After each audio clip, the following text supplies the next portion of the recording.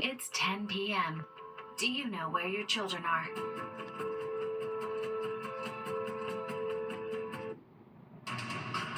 Right now on the 10 o'clock news. An unavoidable smell lingers in the air. The weather leaving the tri-state bone dry, adding fuel to the fire. Not only is it dry on top of the forest floor, but it's also dry beneath the forest floor. The bad, unhealthy conditions also leaving New York City susceptible. So we all must participate in ensuring that we could prevent these brush fires as much as possible. Welcome to the 10 o'clock news. I'm Arthur Chien. An urgent warning being issued by fire officials tonight telling people to take precautions to prevent even more fires from flaring up.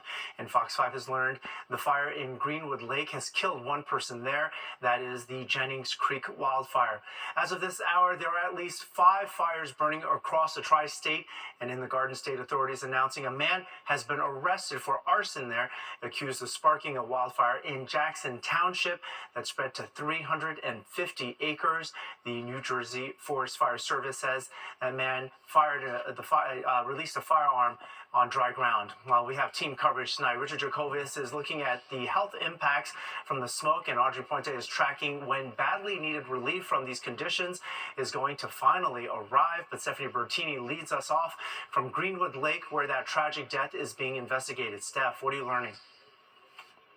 Arthur, brush fires have been a serious concern for officials here in parts of New York and in New Jersey. And tonight we're hearing someone fighting a fire in Orange County, New York, has died as a result of fighting the blaze. The Orange County Office of Emergency Management said tonight the title of the worker will be released. However, next of kin still has to be notified. At last check, this blaze spanned more than 2,000 acres, and it's still burning tonight. A brush fire in West Milford, New Jersey, also burning in Orange County, New York. Officials confirming at least one person has died in the two-state blaze, and officials said dozens of structures are under threat. Definitely saw a need for, had a sense of urgency, and I needed to, help my friend's family out, take care of his property, and make sure that all of his valuables were out of the way. This blaze started yesterday. It's just one part of a bigger picture in New Jersey, tasking the State Forest Fire Service. Things have been dry. It's been crazy dry, actually. The New Jersey Forest Fire Service in general has responded over to 400 fires last month and roughly 40-some fires between yesterday and today.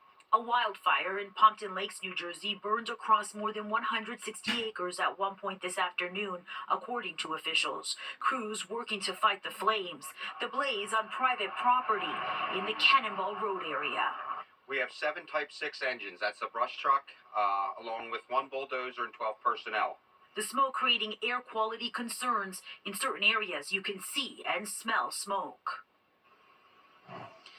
Back out here live, crews have some areas blocked off, and just slightly off camera, what we're seeing is specks that look like ashes, Arthur, falling from the sky. Back to you inside. All right, thank you very much, Stephanie. Well, our meteorologist, Audrey Puente, joins us now with a look at this air quality. And Audrey, you said maybe things get better if the winds shift in the morning? Yeah, I think so. We might get a little bit of relief depending on where you're at tomorrow, as the winds will take a turn from the north to the southwest. We have an air quality alert until 11 p.m. tonight because of all the smoke conditions that are being found across the area, shaded in gray here. So that's something to be aware of, especially if you have respiratory issues. On this map, we're marking off where active fires exist right now. In fact, this is where Stephanie was, where she just showed us that fire out in New Jersey here, moving into Orange County too. There's also a couple of flare-ups happening up across parts of northern New Jersey, also in parts of Connecticut, and even out towards Long Island now. We're also getting something happening near Riverhead, in the vicinity of Riverhead, just north of the Long Island Expressway here. Now, with that said, there is a red flag warning to be continuing tomorrow for the entire state of Connecticut. We had it in effect earlier for parts of the tri-state area. I wouldn't be surprised if they actually add that in for tomorrow, but dry conditions continue to persist all across the tri-state. So even though there may not be a red flag warning in your area, you still need to take precautions because we're still under a drought situation, which is adding to the dryness across the region here. A moderate drought exists for Long Island, Connecticut, upstate New York, as well as the 5 boroughs. But further downstate into New Jersey we go, into central and southern portions of the state. This is where they're experiencing some severe drought in areas like Ocean County, Burlington County, and Atlantic County in New Jersey. So when will we get some relief? Well, it looks like we're actually actually going to get some tomorrow night. Tomorrow, when you wake up, you'll see some sunshine early, but the clouds will quickly invade our skies. They're coming in ahead of a system that's going to bring some rain to the tri-state area. Much needed rainfall here tomorrow night. I'll have the details coming up. Arthur? All right, thank you very much, Audrey. She said it was unhealthy to breathe in the air today, and Fox 5's Richard Jacobus joins us from the newsroom right now with a closer look at how our bodies are impacted by all the smoke. Richard. Arthur, the Office of Emergency Management here in New York City says the air quality index has reached 201 in some areas throughout the 5 boroughs. That's categorized as a very unhealthy level, meaning that all New Yorkers are now at risk with serious health effects, a real possibility. Check out this photo from the Bruckner Expressway tonight, right around sunset, an orange U veiling the city skyline. This was sent in by a viewer. And along with the haze, if you step outside, and even in parts of our building here tonight, you have that potent smell of burning leaves and brush is stuck around all day. Governor Kathy Hochul so far has sent 2 helicopters and satellite trucks armed with life-saving equipment to the northern suburbs as these brush fires continue to burn and spread. The best advice: stay home if you don't have to go out. Keep your doors and windows shut. Watch your kids and consider wearing a mask. Mayor Adams spoke about the danger of this air earlier today through a post on X. Those who are dealing with respiratory issues, we're asking you to stay indoors or have an air filter or a place where there's an air condition. We're also asking New Yorkers to not barbecue outside at this time. And to help prevent these brush fires, city officials say use common sense. Smoking is illegal in New York City parks and construction sites. Fireworks are illegal too, like the mayor just said. No grilling this weekend. And if you can, try to clear any excess leaves and brush from sidewalks to prevent them from potentially catching fire, at least until, like Audrey says, that much-needed rain comes tomorrow night. Much needed indeed. Thank you very much, Richard. Now you can stay up to date on the wildfires and their impacts with the Fox Local app on your phone. Just scan the QR code on your screen to watch our live newscasts and more wherever you are. Download the free Fox Local app now. President Biden and President-elect Trump will meet face-to-face in a matter of days. It is the customary first step in a peaceful transfer of power. However, Trump didn't want to meet with Biden when Biden beat him in 2020. Nonetheless, Biden reportedly called Trump on Wednesday to congratulate him while also inviting the president-elect to join him in the Oval Office. The upcoming meeting is set for Wednesday, November 13th at 11 a.m. Immigrants and advocates rallying today near Columbus Circle, the group expressing serious concerns over President-elect Trump's promise of mass deportations. Fox 5's Duarte Geraldino spoke with people whose families could be separated.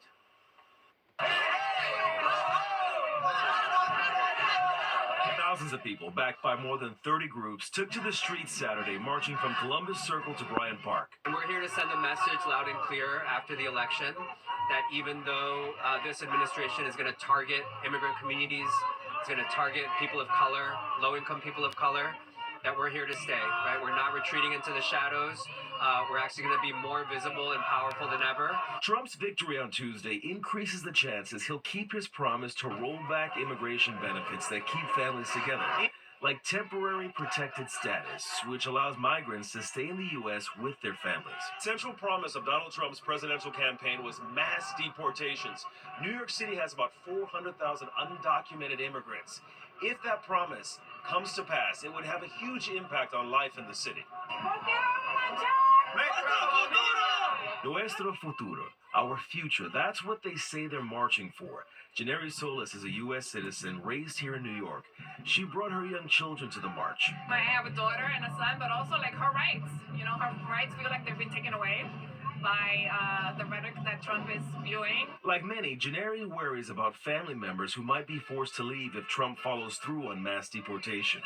A study by FWD.US shows more than 19 million Latinos in America live with an immigrant relative, and about a third could face family separations under Trump's immigration plans. Were you born in the U.S.? No, I'm an immigrant myself.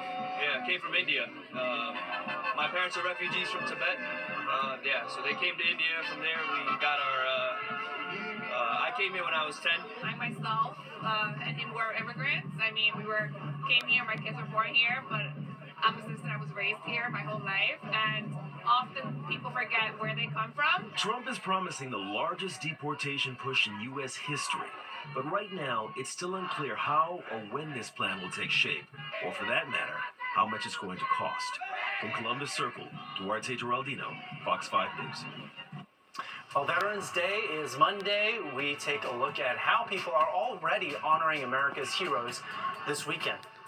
Then the temperatures finally take a dip, and so did this group of brave souls in Westchester. Why they took a plunge into the Long Island Sound. And it is feeling a lot like Christmas as the Rockefeller tree arrives officially in New York City. You're watching the 10 o'clock news. It is an annual tradition called Freezin' for a reason, and more than 1,000 brave souls with some thick skin could not wait to take the plunge today. They gathered at Playland Beach in Rye this morning, excited to jump into the frigid waters of the Long Island Sound, all for a great cause, raising money for the Special Olympics New York. This year, students from schools across the Hudson Valley to Iona Prep to Ursuline School took part in the polar plunge. We have 45,000 athletes in the state of New York, and we have plunges happening almost every weekend, in the next couple of weeks. Today we have two. We have, two next week.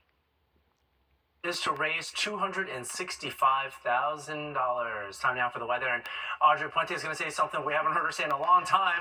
Expect some rain. Right? Audrey. It's been quite some time, Arthur, but we are anticipating some much-needed rainfall across the tri-state area tomorrow night. Today was another dry day, and it was a little bit below average with a high of 54 degrees. We'll start out with some clouds early. We'll see some sun by the afternoon, and then it turns cooler by Tuesday and Wednesday with highs in the 50s. Arthur, over to you. All right, thanks so much, Audrey. Well, Veterans Day is this Monday, but people are already saying thank you to our nation's heroes. There are parades around the country today, including this one in downtown Orlando. New York City will hold its Veterans Day parade Monday. The mile-long route starts at 26th Street and 5th Avenue and works north to end near 47th Street in Midtown. Step off is at 12:30. Fox 5 is partnering with U.S. Vets Make Camo Your Cause to help prevent and put an end to veteran homelessness in the United States. You can join us by making a donation and wearing camo this Veterans Day. For more information, scan the QR code on your screen right now.